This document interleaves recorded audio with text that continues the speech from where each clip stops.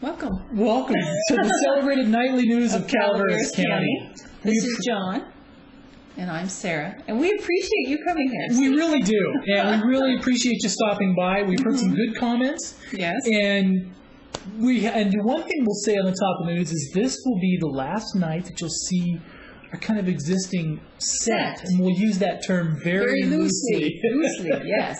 And tomorrow night there will be some fun and exciting changes, we hope, yes, to our set to give us one would hope a bit more professional look and feel to it, and then also give us some more capability. We were at the height of professionalism. Oh, of course, yes.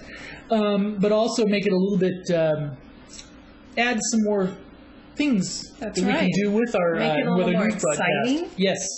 And interesting. I guess to top the news tonight is one of the things is if you've been listening to the radio or some of the other things today or looking at our site, thepinetree.net earlier, you notice about a little after 8 this morning we posted a story on a death on Murphy's Grade Road. This is we know of at least the second, maybe the third this year of fatality on Murphy's Grade Road. You know, this is a section that people tend to, I don't know what it is. It's just one of those. It's a sad thing, and I'll read from here from the CHP release. And this morning, here it is, and the man's name is Eric Jarvie, and he was 22 years old. Yeah. And he was riding with, there were three of them in the car, all Hathaway Pines and Arnold residents, but corridor residents.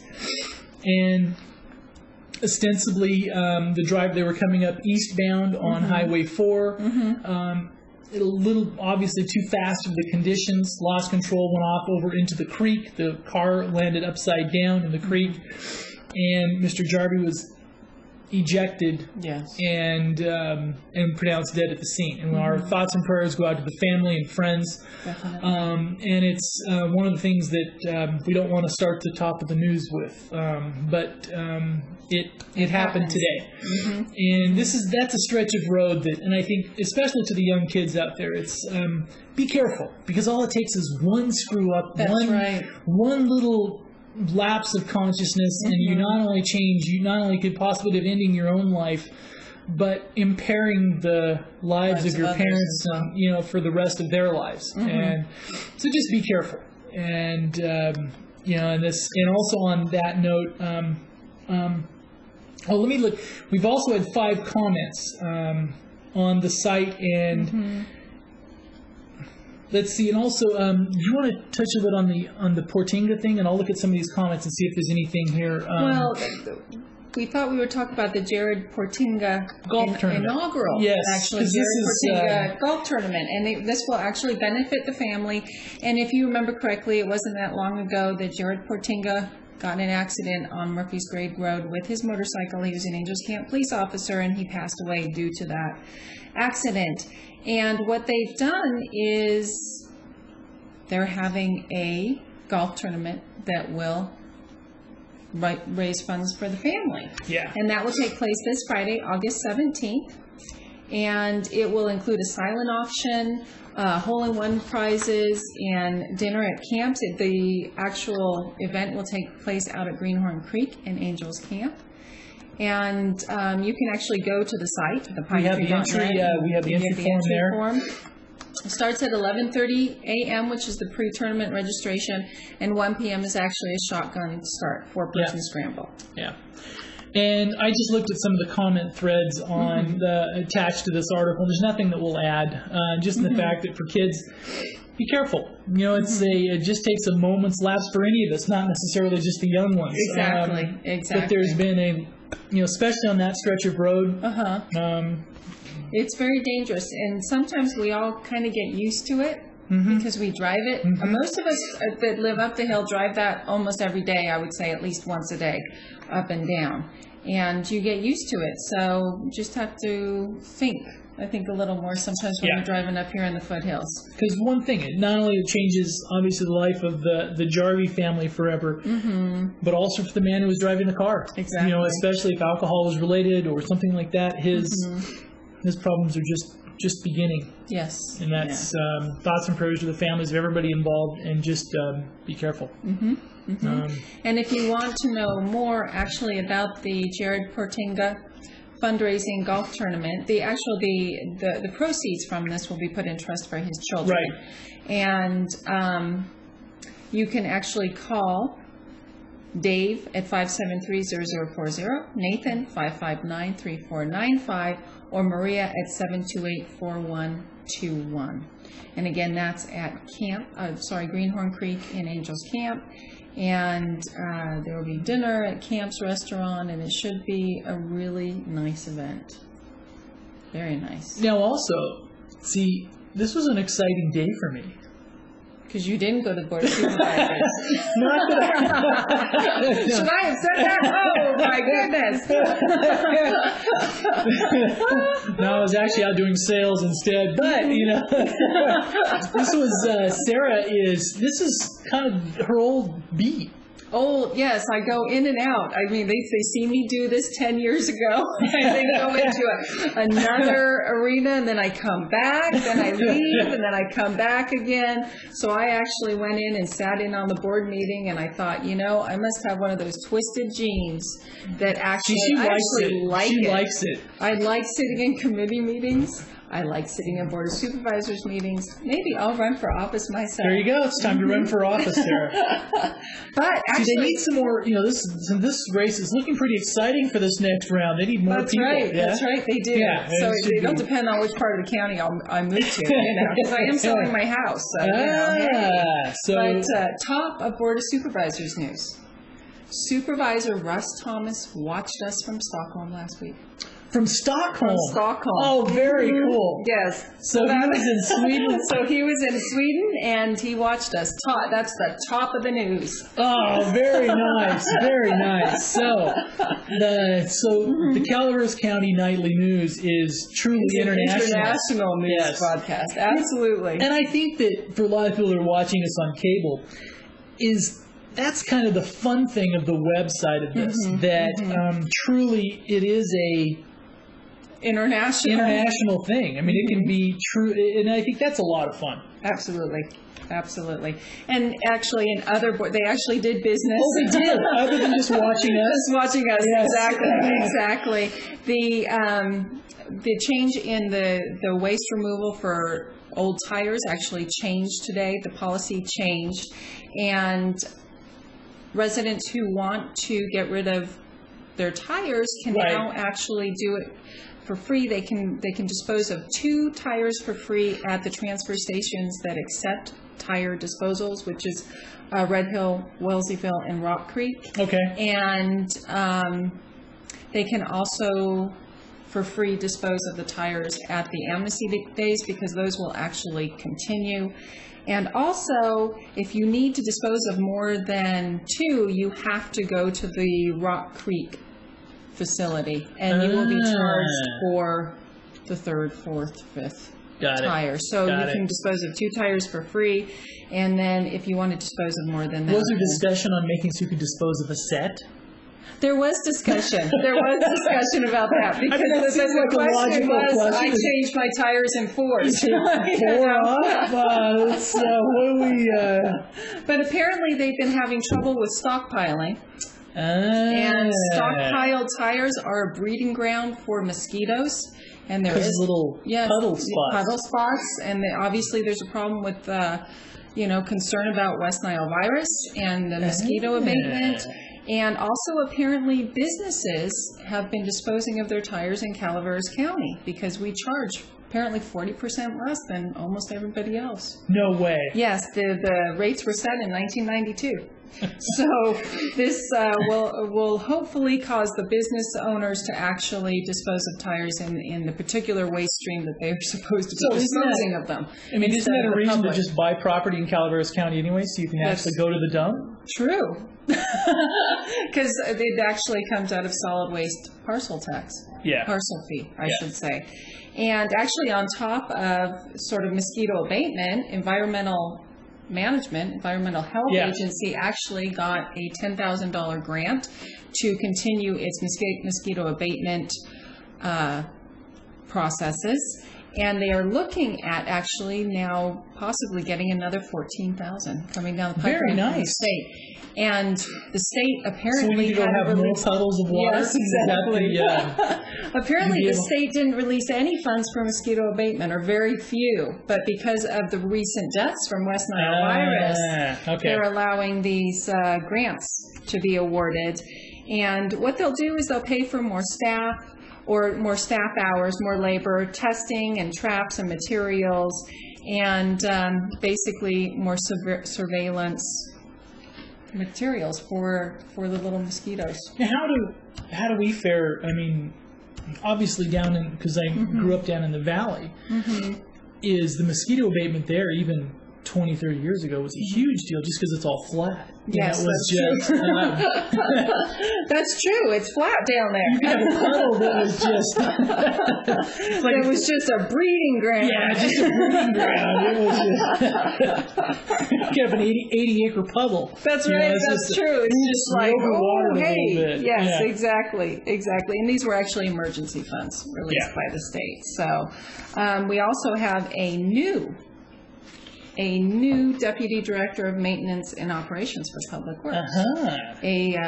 Vernon Haddix, I believe his first name is Vernon. Very nice. And now, is this Tim McSorley's old spot? I believe it is. I believe 60 people. 60 people will report to Mr. Haddix. Oh, well, a report to Mr. Haddix. Yes, exactly, within the department. So I'm sure Rob Houghton, who is the Director of Public Works, was quite happy to bring him on board. He'll be able to do some more of that big thinking, huh? The big picture thinking. Yeah, the big picture thinking. Exactly. And actually, there's just a couple more things. Karen Barney spoke before the board today to talk about the decertification of voting machines by the Secretary of State. How will that affect? It will not affect Calaveras County. Good. Because our elections person, Karen Barney, apparently chose the correct machines that were not decertified. Oh, way to go, Karen. Yay! Oh, yeah. Very nice. Very nice.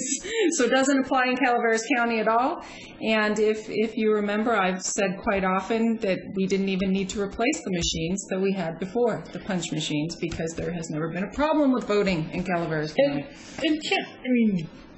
The sheer number of votes here in the county makes the process a little more manageable, doesn't it? It does. In some ways, you can throw a couple bodies at it and just kind of...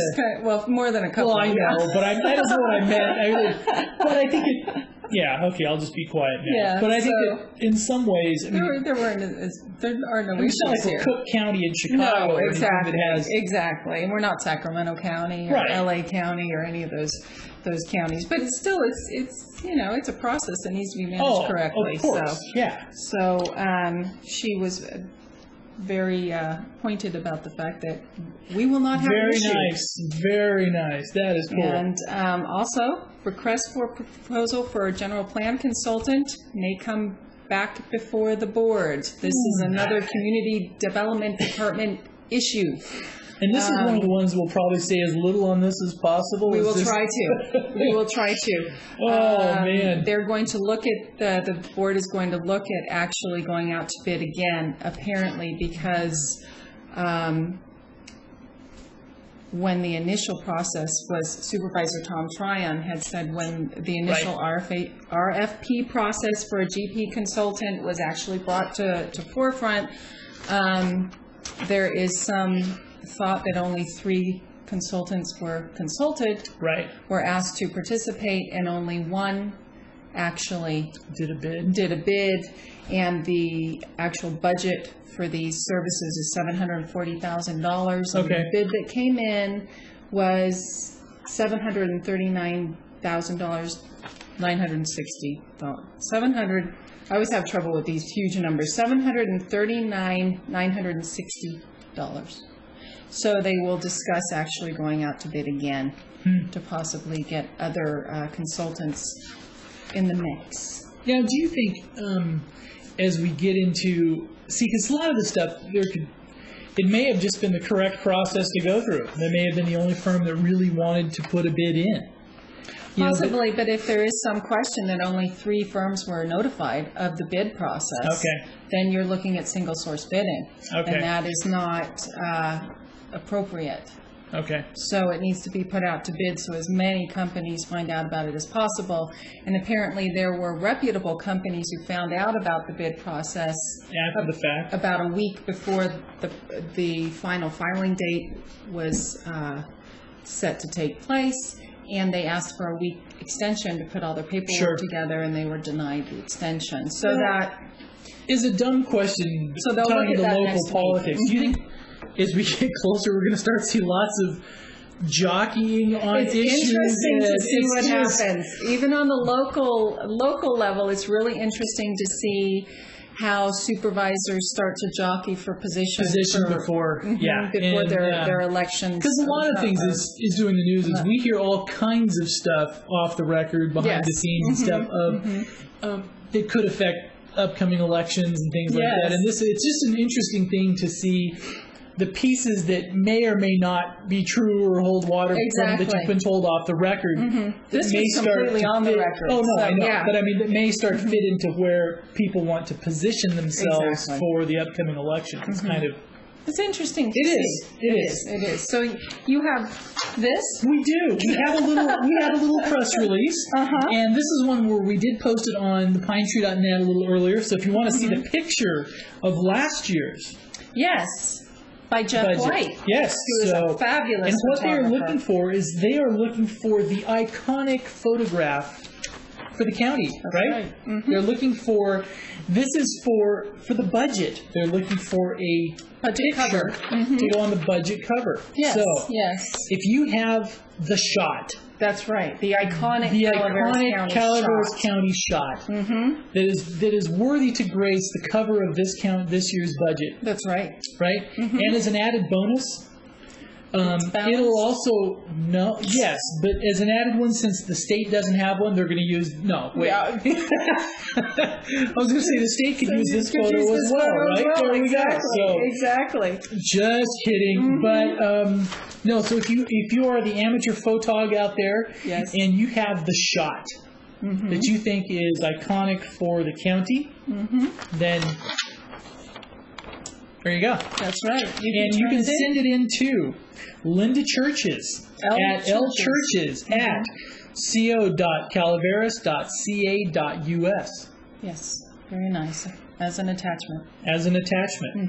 And her phone number is listed on here as well, so you could call her and talk about it, but really... The picture is worth 1,000 words. You should probably just send the photograph. Yes. Linda is very busy. Yes. Hey, Linda, we heard this on the Calaveras News ago. That was She'll never like talk to us again. Send the photograph. Just email it. And also, actually, rounding out Board of Supervisors news, 2 sheriff's deputies were honored as they retire by the Board of Supervisors. Dan Johnson, who actually has served for 28 years. 28 years, and he's been a field officer, a narcotics officer, SWAT team leader, and all these sort of wonderful things.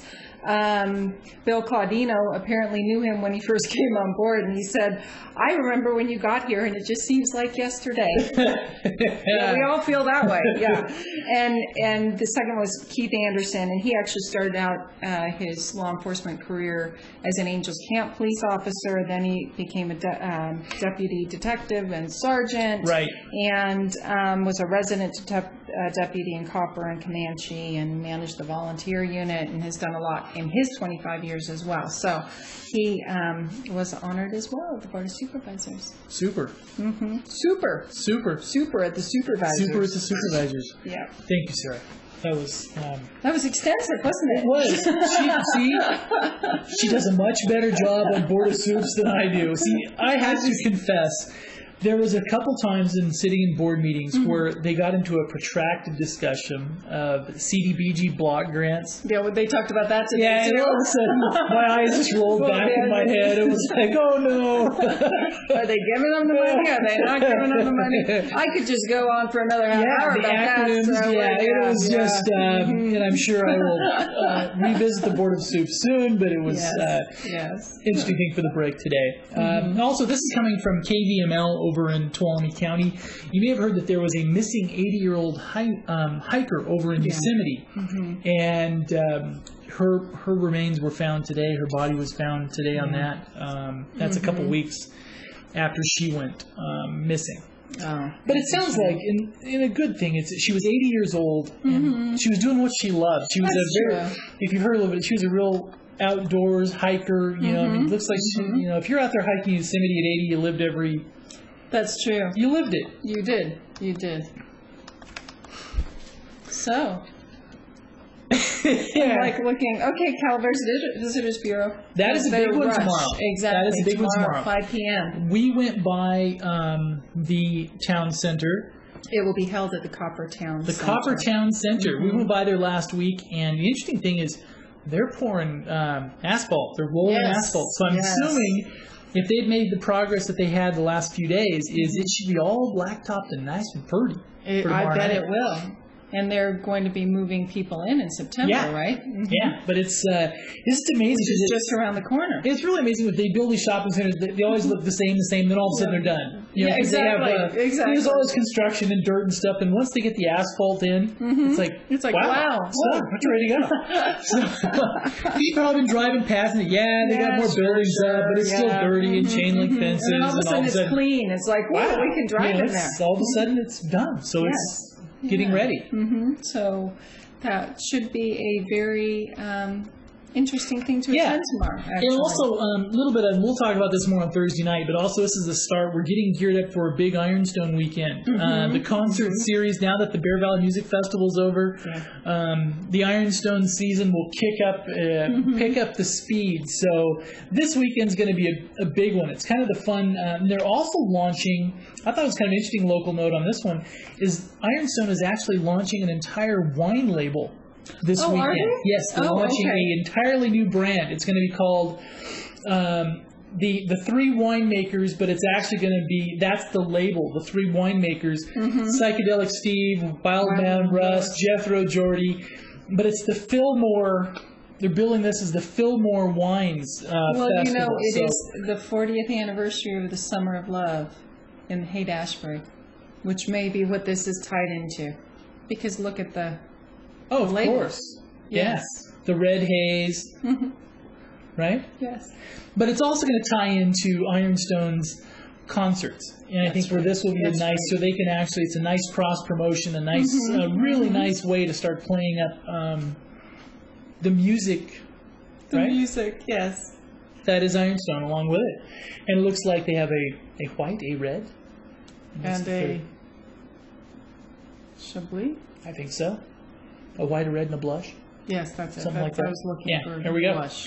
So, if you remember this weekend, the Three Winemakers. So, along with UB40 and all the rest of it. So, it's going to be a big weekend. A big weekend. Are you going out there? Oh, you will be going to UB40. Yes. Exactly. Yeah, we'll cover it out there. And it should be a fun one. A fun weekend. And also, can I push one more little thing? Oops, we got to go weather, huh? All right. Also at Steveno, they're going to have a Latin Magic salsa, a salsa party.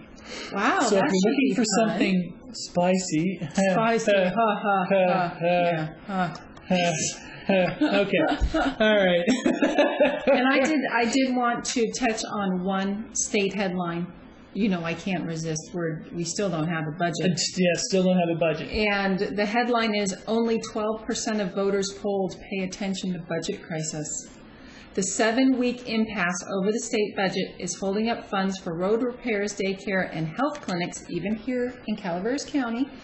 But the partisan political battle is barely registering with voters, according to a field study poll to release today. Well, don't you think most people assume that it'll get done at some point anyway? I think they do, but I think a lot of people don't pay attention. That's true. Unless it directly affects you, or if you're like me and you just watch.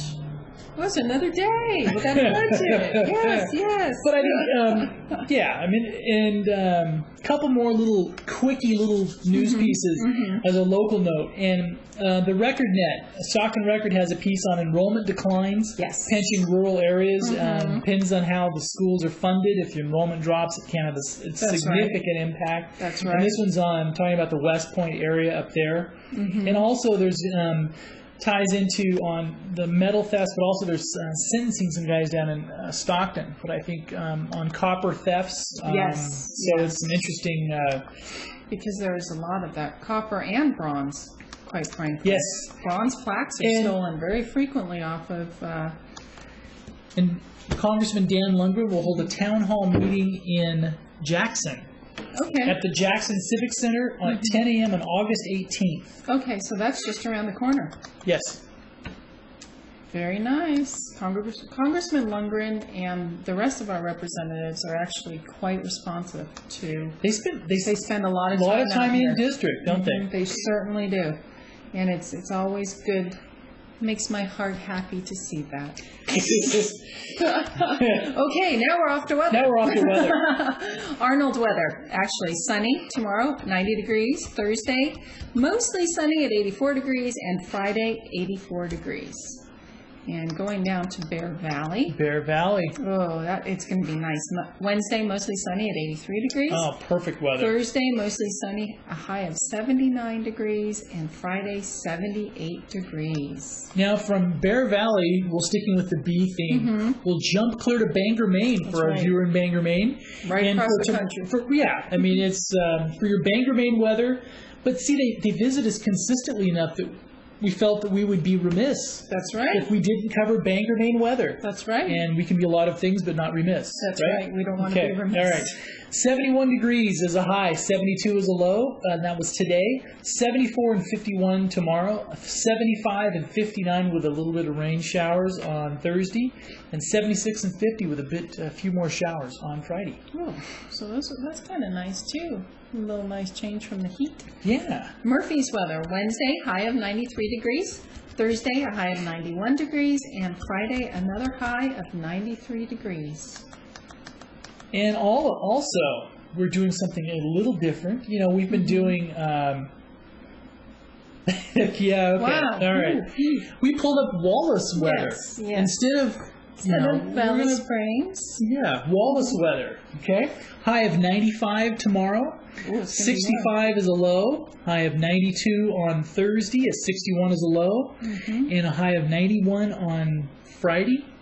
61 is a low, and a high of 91 on Saturday, 93 on... so it looks like good weather in Wallace.